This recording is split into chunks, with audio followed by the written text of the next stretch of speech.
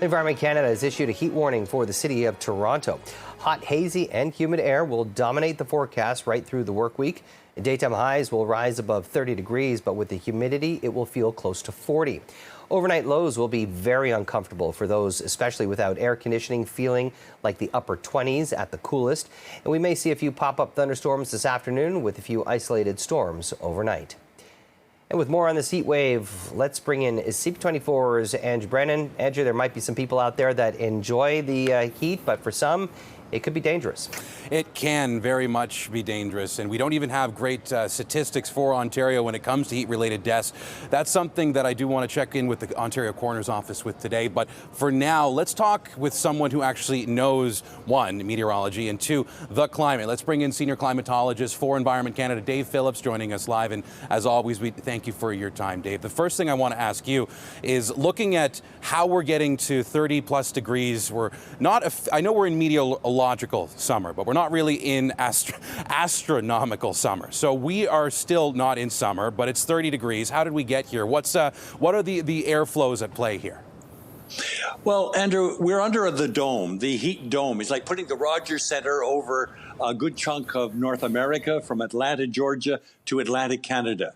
And the air doesn't circulate. It just stays there. In fact, what happens under the dome is the air actually squeezes down, and all those little air molecules jiggle and jaggle and create more heat. The heat can't go anywhere. It stays put, and it gets hotter as you get down to the surface. Now, we've had a couple of days, Andrew, already with above, I think, one day above 30 in Toronto. But my gosh, on that day in early in June, the temperature at night was 16 degrees. This one is concerning because not only are we going to see 4 or 5 days with temperatures that are going to be above 30, not record-breaking. We've had to get to 35 or 36 for that in the Toronto area. But nevertheless, it's something that we haven't seen this summer at all. Add to that the jungle humidity from the humidex value will be in the 40s. And then nighttime temperatures, that's what always worries me. You talk about the deaths, heat is a silent killer, and a lot of those deaths occur at night. And we see temperatures in the Toronto area being, 21, 22 degrees at night. And so that's it's very concerning. You can't escape it. You can't go to the Muskoka and say, I'll get rid of it. No, it's expanding all over this half of North America. And because it's long lasting, it's the first one, it's intense.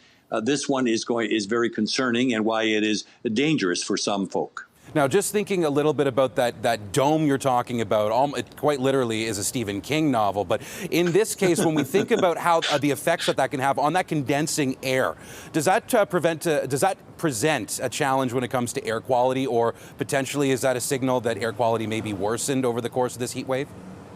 You're right, Andrew. I mean, inside that dome, there's no mixing going on, and all the cars, it's not smoke from forest fires. It's the good old-fashioned kind of hazy days where you get the exhaust from our smokestacks and our tailpipes, and coming from the Ohio Valley, some of it's homegrown, and all of that doesn't circulate, doesn't blow away, doesn't go downwind. It stays put.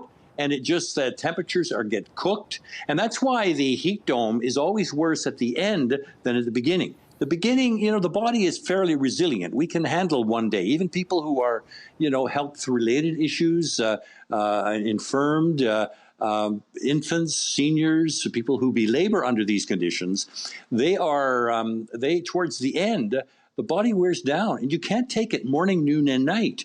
And add to that the humidity, you can't breathe. And add to the air pollution, it's the lazy, hazy, crazy days of summer. I mean, that's what this is. And yet, Andrew, we're still a month away from the dog days of summer, where we normally get our most intense temperatures. And so this is the first, won't be the last. And so my sense is we need to better prepare for it. And Torontonians are like all Canadians. We don't look at the calendar and decide, oh well, this is going to be the heat season's on. No, we wait till it's assaulted us before we actually begin to try and create comfort from these. So people who become delirious or confused under these kind of situations, look in on them. They may be your neighbors, your friends, your relatives. Make sure that they're coping under these very dangerous situations. Good advice there, and we take comfort having you help us out to breaking down this heat wave for us, Dave. Thank you as always. Jamie, we're going to send it back Thank you, inside, Andrew. and thanks again to you, Dave.